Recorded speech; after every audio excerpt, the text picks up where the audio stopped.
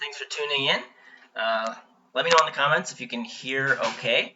It looks to be good, the audio on my end. See a couple people checking in already. Thanks for doing so. I'm going to try some production elements, things that I've never tried before, including some interactive trivia questions, things of that nature. So I'd welcome your feedback at any point about the technology, parts of my story. You have questions about anything really. And of course, if you're watching this as a rebroadcast later on, I think you'll enjoy it too. So I do have some planned notes, but I'm also completely flexible on the length of it based on the interaction that we have. So if we have some questions that you guys have, we could go a little bit longer. I don't have any expectations about how long it'll be. So thanks again for tuning in. Hope you enjoy it. So I think many of you guys saw the post I made this morning. That today, April 4th, marks 21 years since I was baptized as a follower of Jesus. And I guess that makes me a drinking age Christian. I don't know. I'm a teetotaler anyway. But beyond that, as I'll share, there really is there's not a part in my life that I can't remember following Jesus. And don't get me wrong, I'm absolutely a sinner in need of saving. But by God's grace, He's seen fit to draw me close to himself for as long as I can remember, and I'm eternally grateful for that. By that, I just mean I never went through a period of active rebellion as a teenager or anything, and yet it's still been a roller coaster ride. So all of you know bits and pieces of my story if you're one of my Facebook friends, but almost nobody knows the whole thing. I'm sure that's true of most of us when you think about it. Some of you are childhood friends of mine. But you have no clue how I reflect now on those years. Some of you only knew me during college, which shaped me in a lot of ways. And yet I regret how I handled myself during a lot of those times. Some of you have only known me in Green Bay, and so I've only been able to give a quick snapshot look at my past. So, heck, even my wife Kelsey met me when I was 18, so she still learns a lot of things about my childhood. So I'm a genuine person, and I think I act basically the same in all my circles. And yet, if you only know me as a coworker, for example, there's things I wish I shared more about my personal life in the workplace. And I haven't out of, I suppose, I claim respect for workplace etiquette and things of that nature. But maybe it's more fear and cowardice. I don't know which. But in any case, here I am. And this really isn't my story. This is a story of the God of the universe showing his power through a lot of my very evident weaknesses. He's redeemed a ton of brokenness along the way, and I'm not sharing any of this for my sake, for my platform, for my visibility, nothing. It is all to glorify him and hopefully share something that impacts you and encourage you during a very discouraging time that we're all going through in our country. Well, the cool thing is that parts of my story I once considered beyond repair were actually the foundation for God to do more than I could ever ask or imagine. So many of the twists and turns I thought were confusing detours at the time ended up being things that exceeded the goals I had on my planned route, right? And that's just the way God works. Now, I'm as confused as you are about COVID-19 and everything that's come out of it, health-wise, economy-wise, everything. But I guarantee you this, if you are a follower of Jesus, he will work this all out for your good and his glory. And as Christians, we can say with the Apostle Paul that to live is Christ and to die is gain. That simply means that every second I have another breath coming out of me is an opportunity to show Jesus' love to others and glorify him in the process. And if I were to die from coronavirus or any of the millions of potential causes of death out there, then I'd simply go home with him for eternity. It's a win-win. And if your ears are hearing the words I'm saying right now, I firmly believe God has a plan for your life, just as he does with mine. So with that, I'm going to share my story, my life story to date. Nothing sugar-coated, just raw and real about the mistakes I've made and the examples of God's redemption in it. I'll say some things I've never spoken out loud, which is kind of odd to do on Facebook for the first time. So I hope you'll hang with me. Throughout, I'll have opportunities for you to interact. We'll see if everything works. I got some technical stuff. Again, like I said, I'm trying for the first time, but we'll see. Then I'll close with some thoughts about the future for all of us, and a few challenges too that I hope you will take to heart. So with that, I will jump to the next section here. You can see the sections on your left, and if I did it right, one will switch. There we go. All right, little trivia question for you there on the bottom too. So that's mainly to see if the comments are working and for a little bit of fun along the way. So I was born September 10th, 1988 in Laurium, Michigan. Or in Hancock, Michigan, actually. Laurium is where I grew up. My first 20 years of life were in Laurium, Michigan. 2,000 people call Laurium home. More of you are familiar with Calumet. Even more of you are familiar with Houghton. But as we Yoopers like to do to show where we're from, hold up our hand, and essentially, Laurium is right there, if my hand is the UP. So, about as far north as you can get. My father-in-law calls it almost Canada. They get about 300 inches of snow per year. So I suppose you could say we're hardy people, or we stay inside a lot. Those are really the only two options that we have. I was raised in a Christian home, and I'm so blessed. The more brokenness I see in this world, broken families, broken homes, the more I'm grateful for the home that I had. Parents who treasured God's word and lived it out. So there's consistency with what I was taught and what I caught. My dad probably has no idea the number of times I noticed him reading the Bible late at night. My dad taught at Michigan Tech for 35 years plus. He's continuing on and now has to learn online teaching for the first time in his entire career. And yet when I think about all the late night papers he had to grade, he still made time for my brother Nathan and I to read books to us, things like that. I know he was up past midnight many nights, but he didn't sacrifice time with us, so I'm grateful for that. Again, Nathan's my brother. He's 20 months younger than me, so we're close in age, but in many senses, we couldn't be farther apart in our interests, and there's nothing wrong with that. It made for some tensions at the time. I love sports. He didn't really care for sports. He played it because it was a way to, hang out with friends. He was fairly athletic. He just didn't care as much as I did. But now we get along great. But growing up, not so much. I grew up going to First Baptist Church in Calumet, Michigan, my whole childhood growing up there. I think I was in church probably within a week or two of my birth and probably missed less than 5 times. In my entire growing up years. Went to Sunday school, 2 services every Sunday. Awesome church. Still going strong today. I went to Awana. If you're familiar, it's a program for youth, essentially a youth group, but started with 3-year-olds all the way up through 12th grade. And I did the program all the way through. Got what's called the Citation Award. I think they say by that point you have memorized like 800 Bible verses or something like that. But that was another awesome thing. And let me just say this about Bible memorization as a kid, from somebody who went through it. I definitely committed a lot of those to memory because I, quote, had to, or to compete with my friends to memorize the most. Totally wrong motive, right? To learn God's word. But let me say this firmly.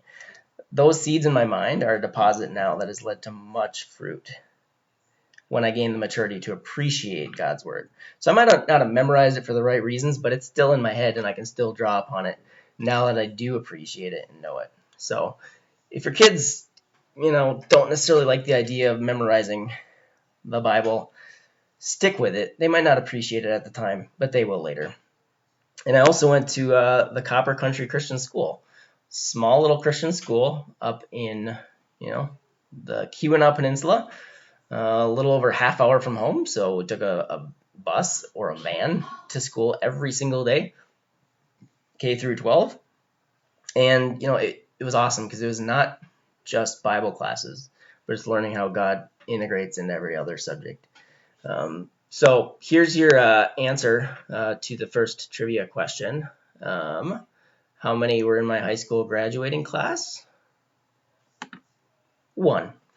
Yep, I was the only graduate.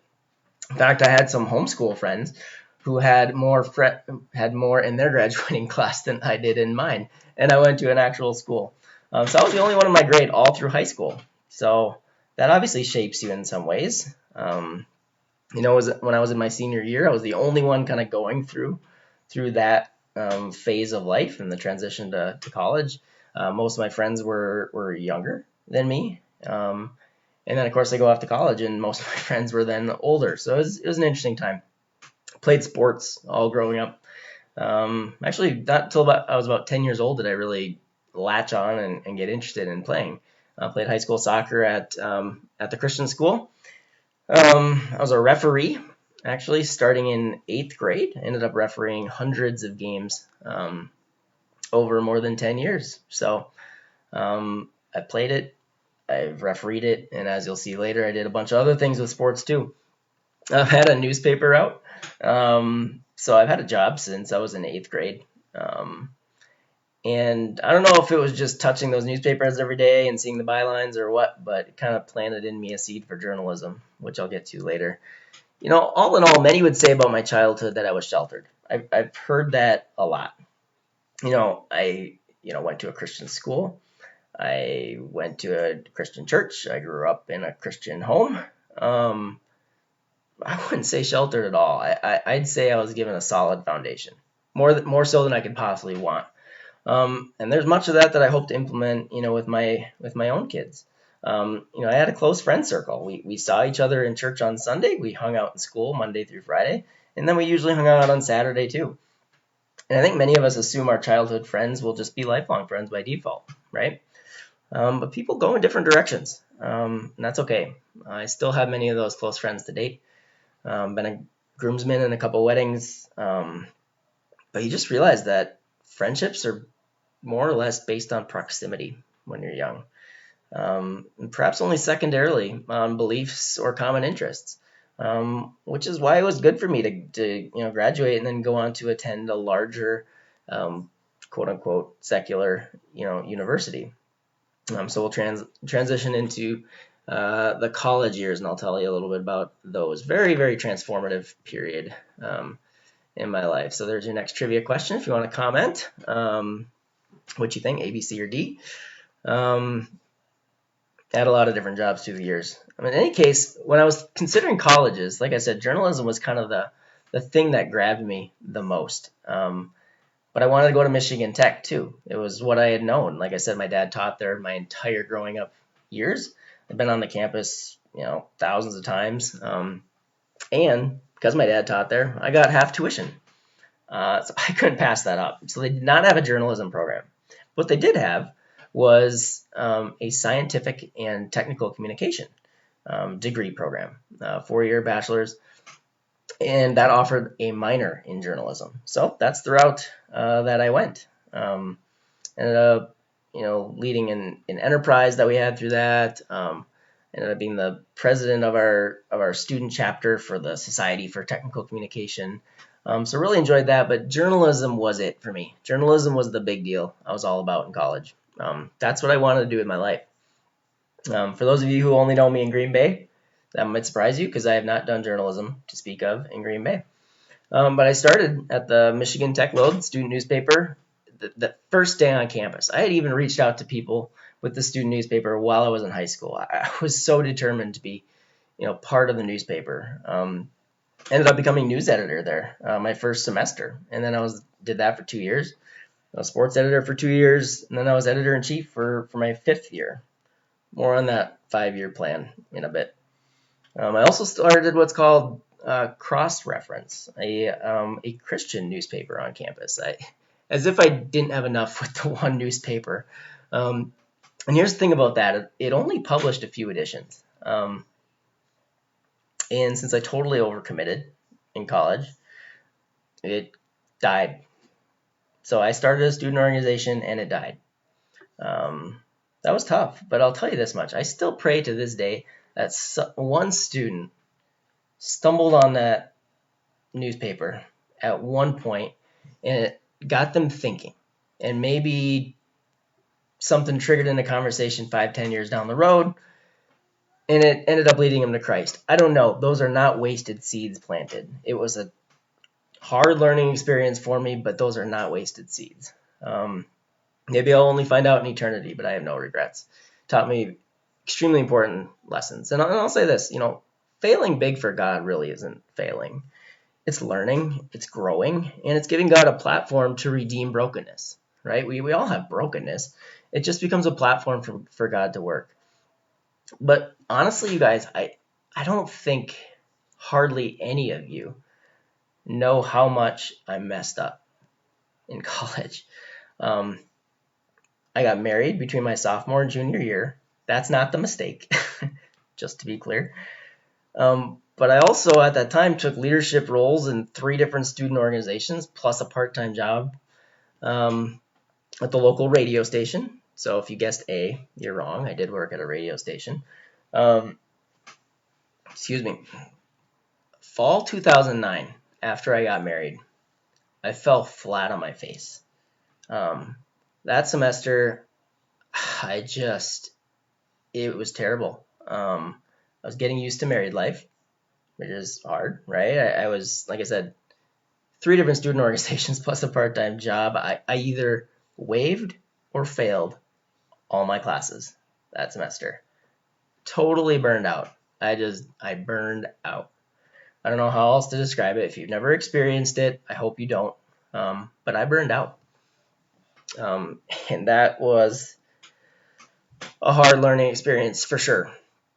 I also regret how I shared my faith in college. I tried to win arguments, not hearts. For those of you who I'm still friends with from the student newspaper, I'm sure you remember the endless debates that we had about religion, politics, pretty much anything we could argue about. You basically became practice ground for my apologetics readings. And while my attitude was so immature at the time, I'm grateful that those exchanges challenged and strengthened my faith. I'm also thrilled that God has redeemed many of those arguments. Several coworkers that I argued with incessantly have either softened or changed their views since then, probably in spite of my efforts rather than because of them. But God gets the glory. I'm reminded that some of us spread the seeds, some of us water the seeds, but only God gives the growth, right? And I pray that if anyone I worked with listens to this, either now live or later in rebroadcast, I just want you to know I love you as people, and I pray for you every day that you would discover a relationship with Christ. I could care less if I never win an argument with you ever again, but if you take a fresh look at Christ, it will have been worth it.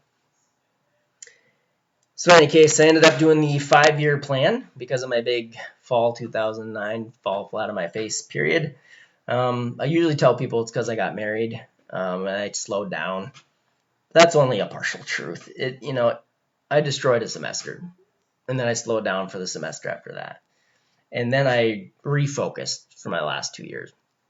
So I ended up having a really good first couple years, really good last couple years, and that year in between, that was a tough one. But again, God redeemed it, so I'm grateful.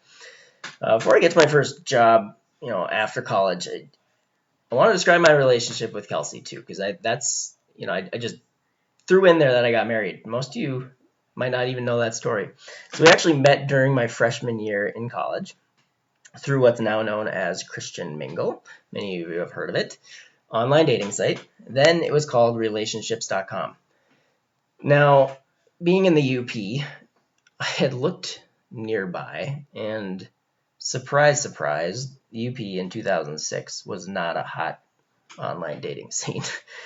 So a moment of desperation, I expanded my search radius to 1,000 miles. And I found a girl named Kelsey in Rapid City, South Dakota, which is, if you're keeping track on that 1,000-mile radius, it's about 980 miles away. So good thing I didn't settle for 750 or I never would have found my wife. Strangely enough, as if that wasn't strange, we had both joined the dating site because we had both seen the same ad for it on MySpace. So technically we can say that we are married and have a relationship because of MySpace. I don't know how many people can say that, but we dated long distance for a couple years.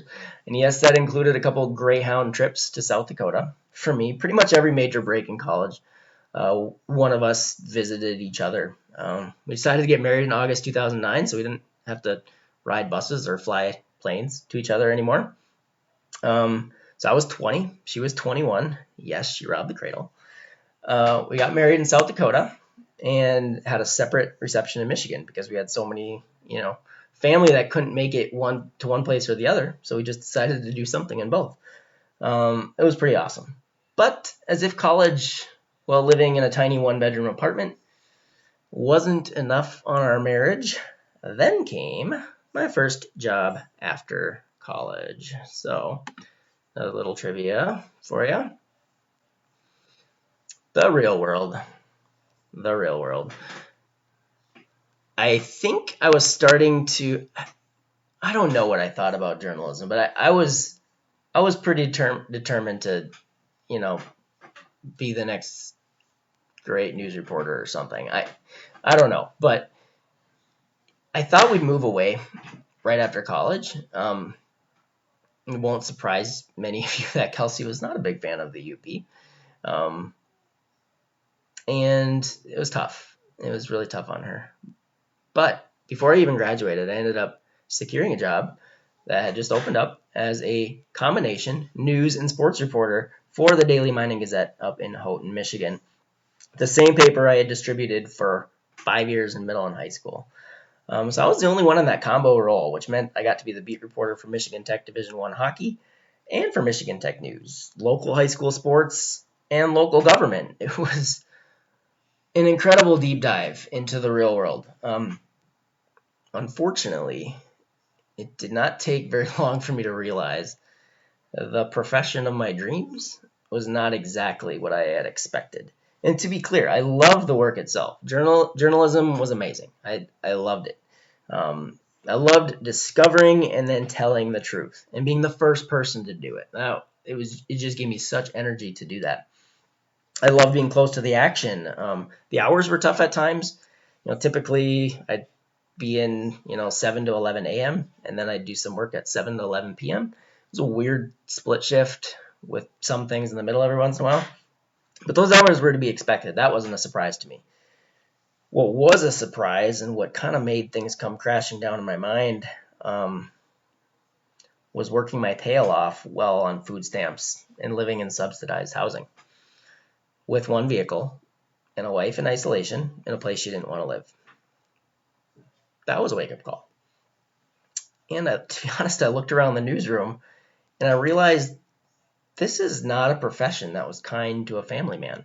Now, we didn't have kids at that point, but we wanted kids. And I just didn't see a path for that to do it well in journalism. So I began the job search, and it was frustrating to say the least. I'd get second interviews and not get jobs for some pretty cool journalism and sports information jobs. Man, when I think about what could have been had I gotten any of those jobs, pretty crazy. But we just felt like God was calling us to Green Bay. We actually went to a Packer game on our honeymoon. Maybe I should have mentioned that. Which is when Kelsey fell in love with the city. Maybe the team too, but mostly the city. I already loved Green Bay, of course. I had visited as a kid. We'd come down to training camp, and I fell in love with it. I always wanted to get down here. It's the big city for those of us who are in the UP, by the way. But every door to Green Bay kept smashing in our face.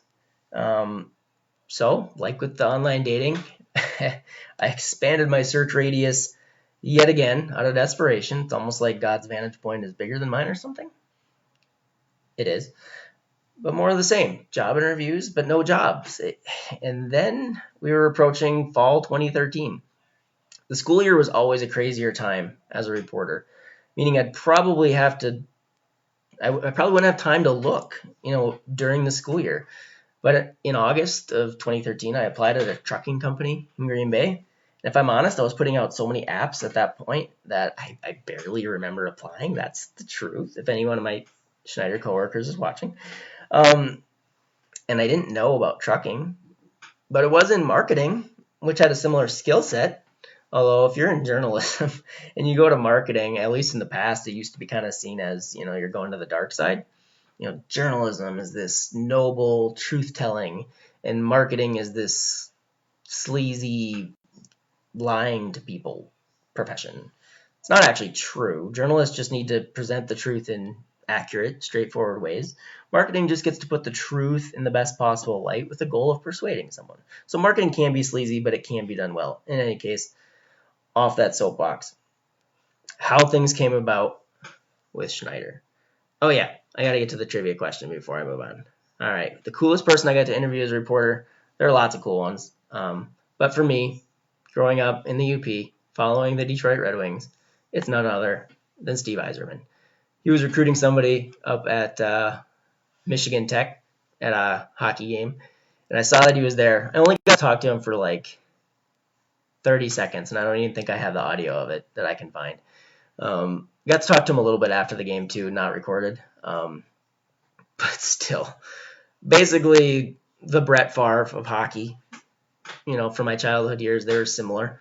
So that was really cool. So anyway, on from the real world and reality check to life in Green Bay. There's your next trivia question. If you want to comment, hold on. I'm gonna just take a little break here and see if I can peek in on some of the comments. I don't know if they've been coming in. Let's see. Oh, there we go. I just had to scroll down. So I'm scrolling down and I'm catching up on a lot of the old comments. Again, newbie at this. Johnny K. Tony Lowe. Yeah, Tony Lowe was awesome. Tony, I think we're friends. Hey, if you want to tune in. All right. Moving to Green Bay. There's your next trivia question. Like I said, the Schneider job. I interviewed on the phone late August 2013. Went well. Interviewed in person. Went well. Got the job offer quickly. It was literally like a fast track. I got the job. It just happened so fast, honestly. So as a marketing specialist, I was doing writing and design to support primarily driver recruitment for one of the largest trucking, transportation, logistics companies in the country. We had and still have over 10,000 truck drivers. Thank you, truck drivers, by the way. I think truck drivers get a bad rap. I don't know why. Because if any of you tried to buy toilet paper in the last couple of weeks, you'll realize how important truck drivers were, right? But truck drivers give that stuff to us all the time. They always deliver it. If it wasn't for a truck driver, you wouldn't have any of the stuff you buy. We always say, if you bought it, a truck driver brought it, right? It's true. So back to me. Boom. In a matter of 3 weeks, I went from the assumption I'd be in the UP another school year to packing a U-Haul, starting my job at Schneider 6 days after my 25th birthday. Of course, Green Bay is where we always wanted to end up, but God had to bring us to the end of our rope and the end of ourselves before he'd finally open that door. And when he did, like I said, it happened really fast, but then the reality also set in really, really fast. We didn't know anyone in Green Bay, not a soul, no family, no friends, no connections whatsoever. We went back and forth to the UP 4 weekends in a row, if you factor the job interview, looking for a place to live, and 2 weekends of moving. Once we finally got settled, we knew our first order of business, besides just learning as much as I could, as fast as I could about my job, was finding a church family. And God led us right to LifeBridge Christian Church. LifeBridge has been, LifeBridge has been unbelievable.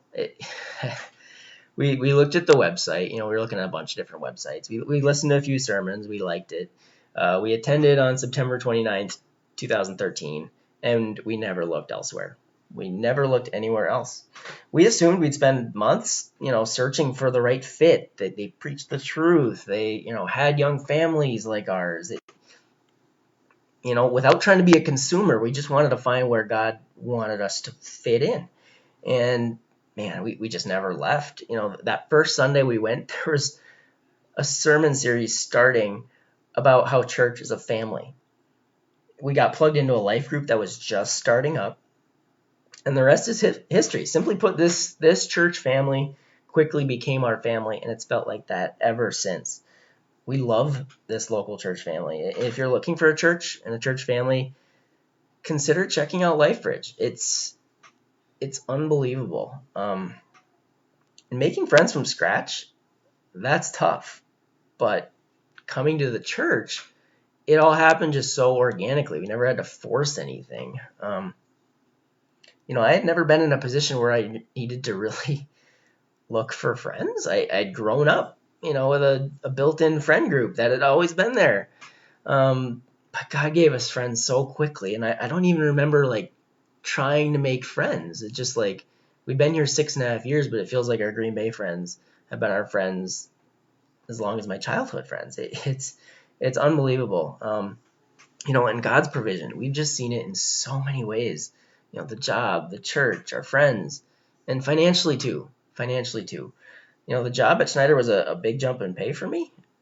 We also, though, got off food stamps, got off subsidized housing, and started a family, which tended to make that paycheck to paycheck reality, continue on.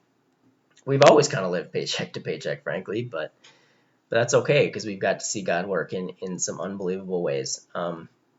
One quick story is that when Kelsey needed her wisdom teeth out, they needed, a few $100 down payment. And that's a big deal for us. That was a big, big deal. We could not afford that. And it just so happened, coincidence, I don't believe in them, that I had been given an opportunity to work overtime at Schneider. And I'm not even kidding. It was within a couple dollars of what we needed. The amount that the overtime was to how much we needed to give as a down payment to the wisdom teeth surgery.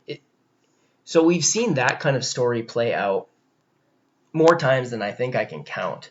So it's been amazing, to watch God work. So let me check on your guesses here. Any other guesses? Rolling in. 5. Dad, you got it right. Yep, 5 blocks from Lambeau. 5 blocks from Lambeau. So there's your answer. Like I said, we started a family. Basically, our paycheck to paycheck, living continued. But that's okay because having kids was so worth it. JJ, that's James Jonathan. James because we liked it. And it's arguably my favorite book of the Bible, if we can say such things. They're all my favorite. But and Jonathan after, his Papa John, his grandpa on his mom's side, and JJ's courageous cousin Jonathan. Many of you have seen the Pray for Baby Jonathan page. That is my nephew and JJ's cousin. He's a hero for sure. So JJ, we call him JJ. He was born November 2014, just after a year, just over a year after moving here, rather. And man, becoming parents was the best thing ever, and that's why I love having kids. We lived on Liberty Street, 5 blocks from Lambeau. We could hear the crowd from Lambeau before we'd see something on TV, which was pretty awesome. Touchdown coming, watch. It was pretty cool. But people paid $10 to park in our yard, so we were close enough to be in the paid parking range. And we loved the duplex we lived in. The garage is connected to the 2 sides, so we never really hurt our neighbors. All in all, we rented for over 8 years. Over 8 years of our marriage, we rented from a dinky 1-bedroom apartment in college to a 2-bedroom apartment after college to a 2-bedroom duplex in Green Bay, which started to feel really small when Lily Mae came into our lives in January 2017. Let's see. Got some comments. Anyway. Oh, hey, Cameron. Yeah, I missed those debates too. Good times. Yeah, Lily was born in 2017, and man, I only had a brother growing up, so raising a girl has been a totally new experience for me, but man, has it been awesome. And here's another quick little soapbox. For those of you who think the differences between boys and girls are merely societal and not biological, you're wrong. They both had access to the same toys growing up. And yet Lily nurtures literally everything. Just today, for example, we played outside in the front yard. JJ used my old Tonka trucks to haul rocks. Lily turned the rocks into members of our family and set up a play scene with Daddy Rock and Mommy Rock and little sister Baby Rock. Yeah, girls and boys are different, and I love everything about all of them. Any case, off that soapbox. So more recently in Green Bay, we'll move on to the next thing here. So there's a trivia question.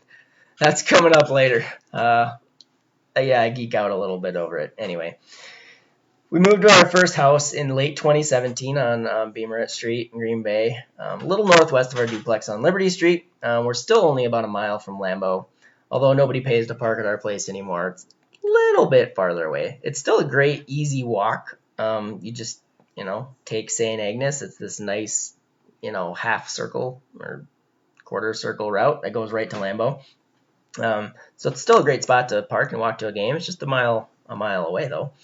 So you're always welcome. If you visit Green Bay and check out a Packer game, looking for parking, hit us up. We'll give you free parking in our driveway.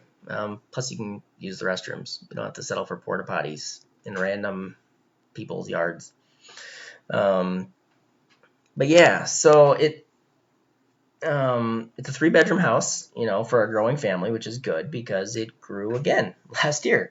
Iris Dolores. Iris, not because we wanted flower girls after Lily. It's, again, because basically we liked it. Just so happens they're both flowers. In any case, Dolores is Kelsey's grandmother. And she wrote a great blog post about that. If you want to check out her Kelsey D.M. Anderson Facebook page, go check out her blog. But yeah, having a family is amazing. If you're hesitant to have kids or you think kids are a nuisance, man, yeah, they test your patience constantly, and it's hard. But man, I think of the legacy in the future, but leaving a legacy for the future. It's just so worth it. I mean, they teach you things about yourself that are kind of frustrating and infuriating. But man, I wouldn't trade it for the world, and Lord willing, we'll be able to, add to our family. And no, there's no pregnancy announcement on this video. Kelsey was well worried that people would think that somehow that was part of this. It's not. It's not. And I think we're still a little ways away from trying. We're still figuring out how to sleep, with 3. So we'll see. 4 might be in our future, but not our immediate future. So I'm still at Schneider now. I am now a senior copywriter. I oversee an industry-leading blog and continue to support driver recruitment. Again, thank a trucker. Hard to believe I've been there 6.5 years already, though. 6.5 years. I'd only been at the newspaper 2.5. So by comparison, it's it's crazy. Oh man, I've seen the comments. I'll hold off. I'll hold off on the comments. But yeah, we're still at LifeBridge, like I said, and loving that. We lead a life group. I co-lead men's ministry, serve on a number of other ministry teams, and I love serving with people who have a heart for God.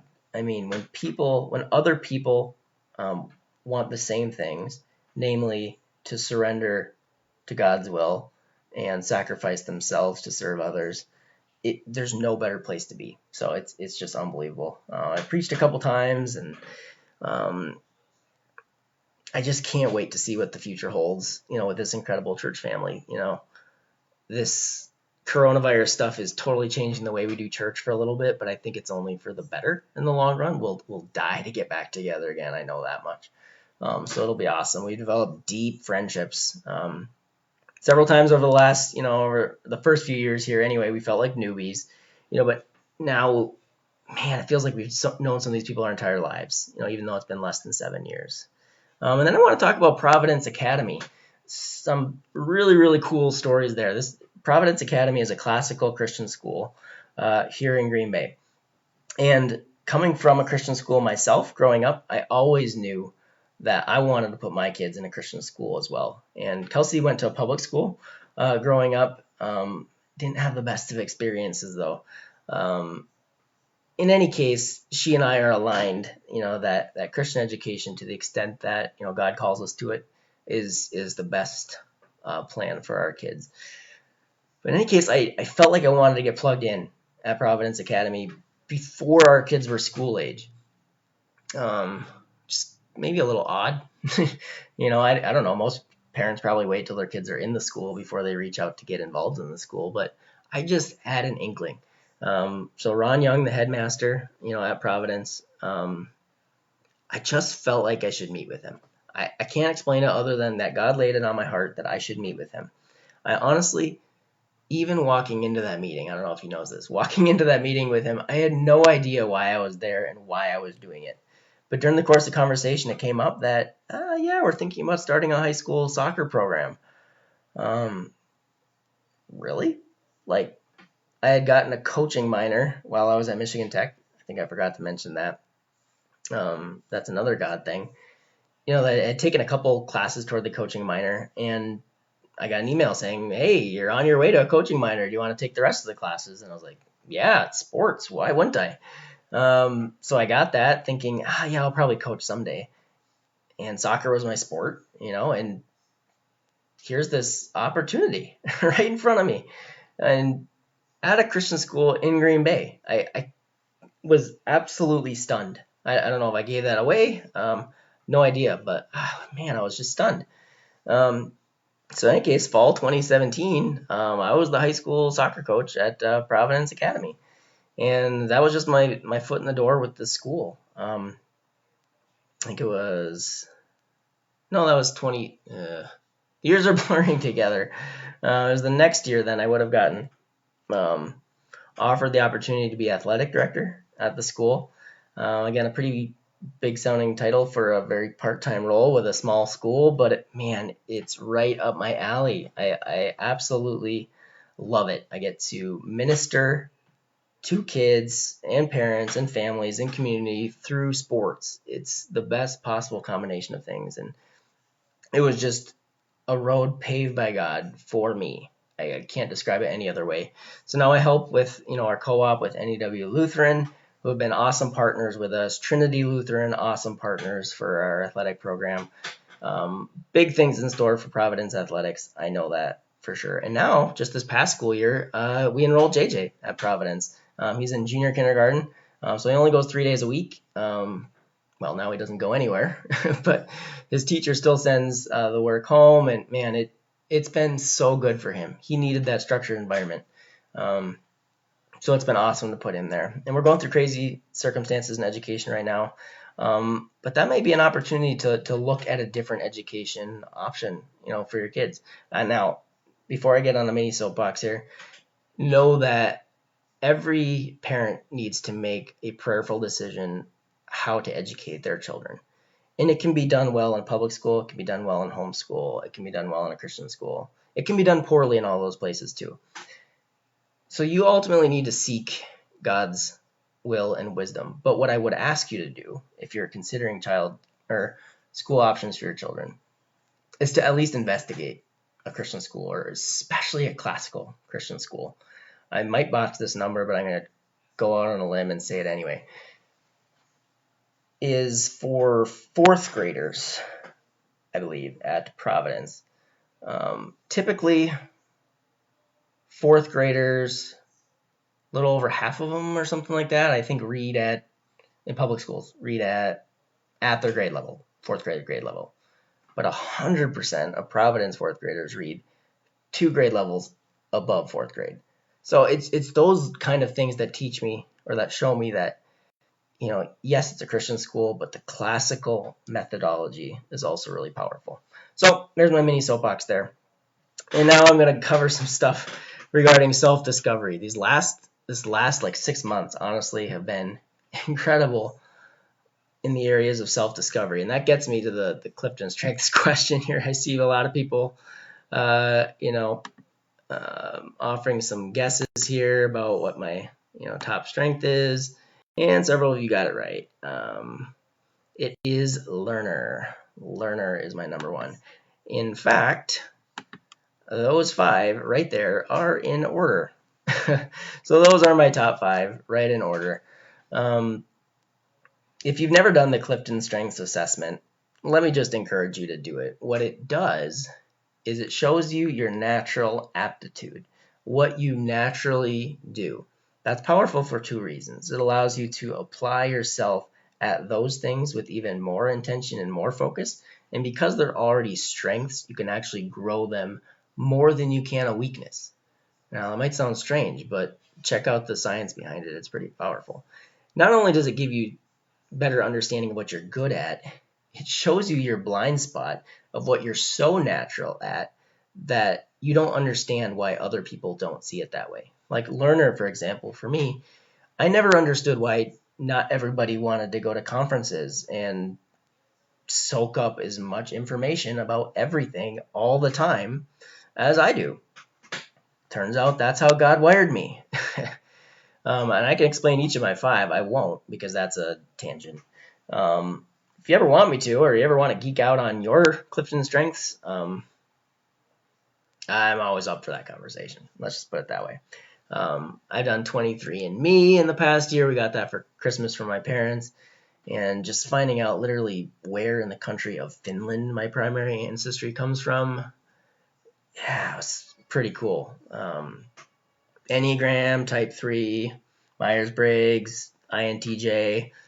Yeah, I've done them all, and they've all been insightful in their own ways at showing me who I am and helping me discover more of who God made me to be.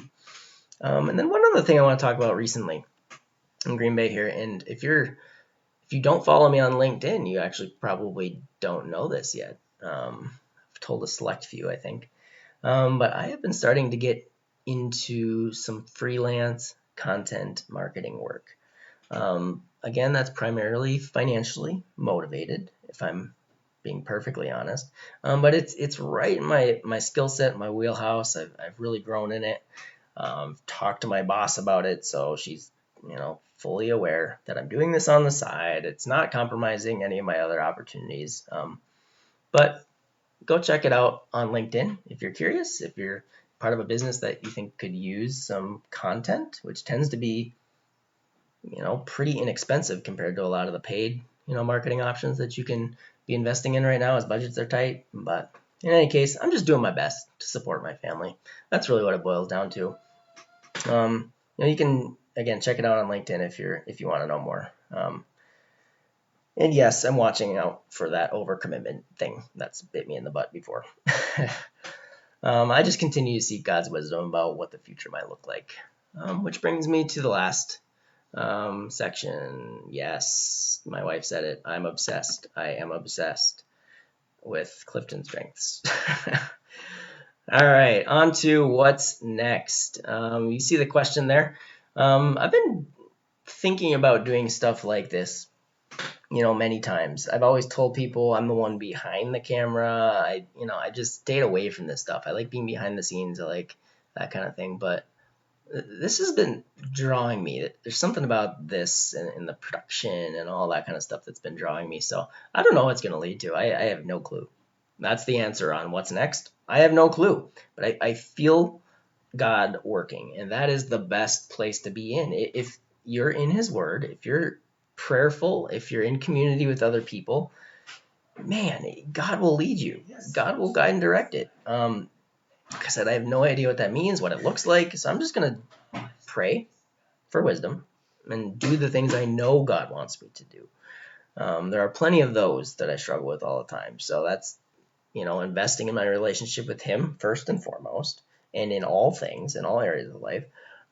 It's being here for my family the way I'm supposed to be, loving my wife well, loving my kids well, not just with quality time, but with quantity time, which by and large is the same thing when you're talking with kids. They want you for extended periods of time, and that's what I'm trying to give them. Ministry stuff, career stuff, athletics, education, freelance. I mean, man, there's so many different doors. The way I look at it, it's all about just jiggling doorknobs. If you're wondering what door is supposed to open, you can either stand there and just look at every door, or you can just go up to them and shake the doorknob and see what opens. I think prayerfully what we do is, again, seek God's wisdom first and foremost, but then get at the work of jiggling doorknobs. And So that's what I'm trying to do. I don't know where it's going to lead. And then I just wanted to offer a few thoughts on, I see we're coming up on about an hour here, which is probably about what I expected it would be. But about COVID-19,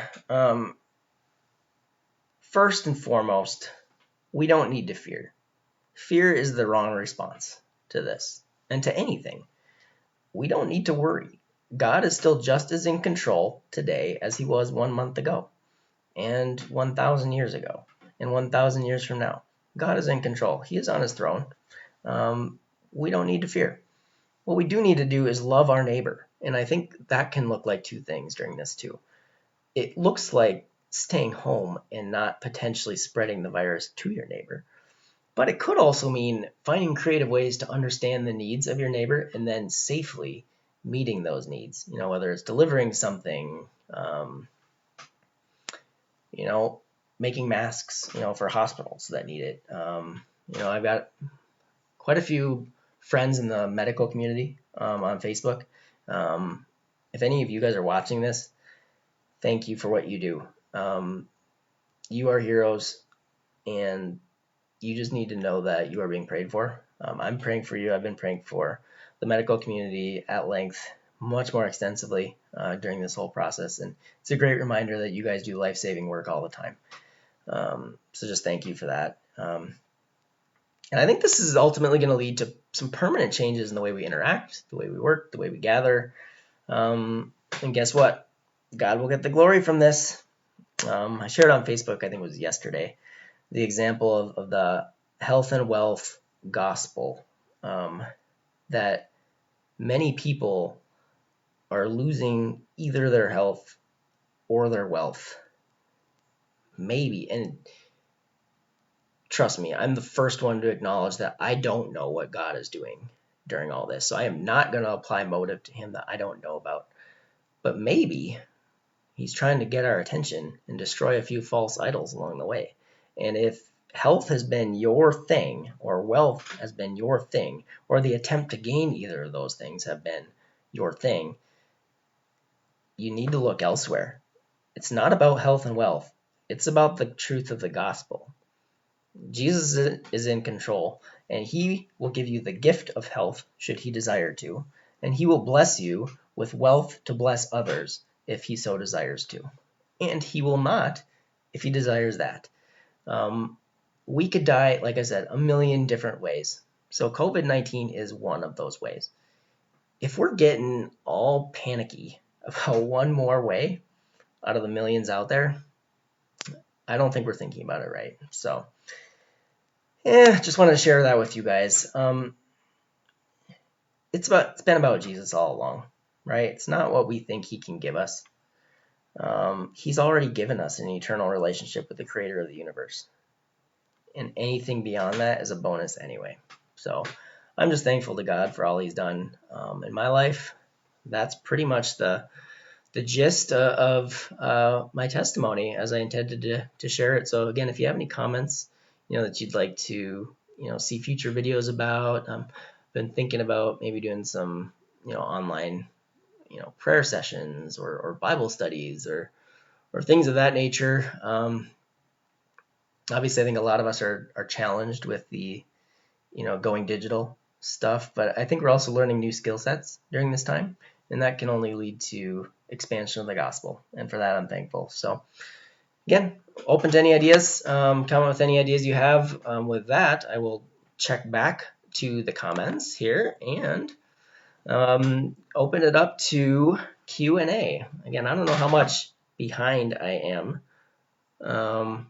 to you compared to when I'm saying these things, but please, if you have anything from my story you'd like me to elaborate on, or any, I don't know, just questions about something that's happened in my life, or I'd love to dig into that more and share, even more of my story. It's 31 years of stuff tried to capture in about an hour, so there's more there somewhere. So yeah, feel free to jump in the comments section with any questions. I will be checking that and getting a much needed drink of Mountain Dew at 9:40 Not sure that's a great idea, but I'm thirsty.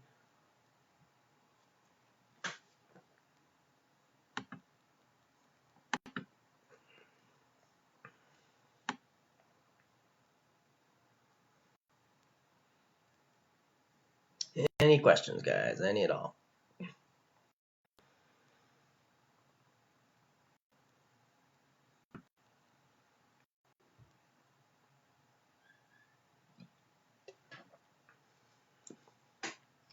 I don't have Jeopardy music queued up, so type fast.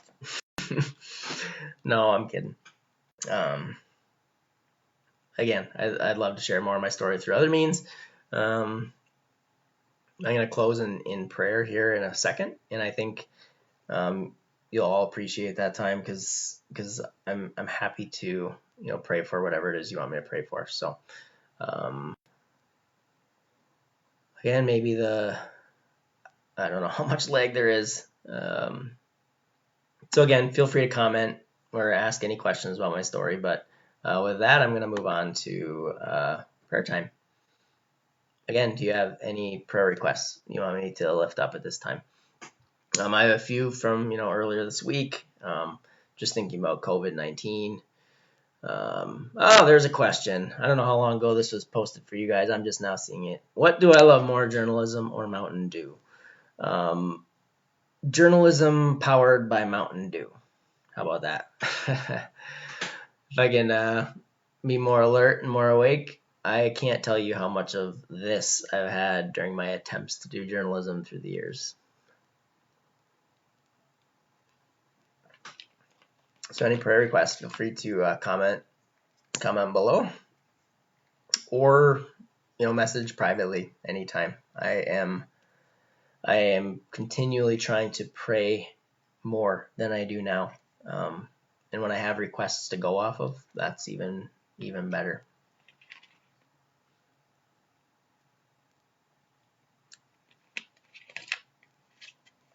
All right.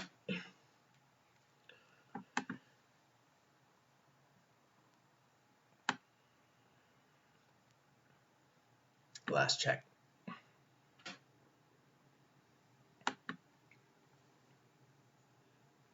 All right. With that, I am going to close in prayer. Again, I invite you to stick with me. I think you'll be encouraged by this time. So, Heavenly Father, thank you for today. Thank you thank you selfishly for working in my life. I don't deserve any of it. I don't deserve your son to have died for me. I don't deserve to be connected to such a great church, to have a career that supports my family. I don't deserve to be a dad to 3 awesome kids. I don't deserve my amazing wife. I don't deserve any of it. And yet you and your sovereignty have seen fit to bless me with those things. And for that, I'm thankful. And I pray that, even some random comment I said at some point during this would have encouraged somebody. Again, I don't even know how many people are watching. I haven't really looked. But if even one person is impacted by one thing I've said, then this hour's been worth it. And I thank you for the friends who have tuned in, who have been a part of my life, whether it was for a brief acquaintance for one period in my life or through one job or something like that. If we cross paths for 1 minute, I'm still grateful for that 1 minute with them. Or if it's been, my parents who have been there from the beginning, my wife who's been there since 2006. I'm just grateful for all the people in my life and for the story that you've written. And I'm even more excited about the story you're yet to write in my life, in the lives of everybody watching this, in the lives of everybody else as well. For the work you're doing in the world, Lord, you are redeeming brokenness everywhere. You are restoring broken things everywhere. And Lord, you will get the glory when all is said and done. And I pray that you would be getting the glory from this as well. Pray for all things related to COVID-19. I know that you could eliminate that virus instantaneously right now. I pray that you would do that. But if that's not your will, I pray that you would be with the people who are suffering right now in the hospital. Be with the medical teams that are suffering in a different way, in caring for them well and finding beds for them, ventilators, whatever it may be. Pray for government officials as they make decisions that have no right answer. They're going to be critiqued and mocked and ridiculed no matter what decision they make. So give them the strength to endure. Give them the wisdom to know what they should do regardless of the backlash, and help them to seek after you during this time. If I saw that Google searches for prayer are basically at an all-time high as a result of this. So Lord, if nothing else, this virus has brought more people to pray to you, and that is a good thing. So Lord, I know that for those who trust in Christ, all things will work together for good, and your purpose will not be thwarted. You are still King, and I am still in love with you and so grateful for what you are about to do. Whether I get to live 5 more seconds or 5 more decades or longer, I am just so grateful for how you worked in my life. Be with everybody the rest of this night, and pray that you would be glorified in all things. In Jesus' name, amen. Last check for any comments. Last check, doesn't look like anything else coming through. So with that, I am going to sign off, guys. I thank you so much for tuning in. I have a quick verse that I'm going to throw on the screen here at the end. Give it a read. Hey, share your testimony too. I'd love to see more stories out there. This is a great time to do it. We have the technology. It doesn't have to be fancy. You don't need a little sidebar thingy. That was largely experimental. Oh, sidebar's on that side. So this, I don't even know where I'm pointing. But yeah, it's a great time to share your story. Pray that you would. Have a great night. Stay blessed.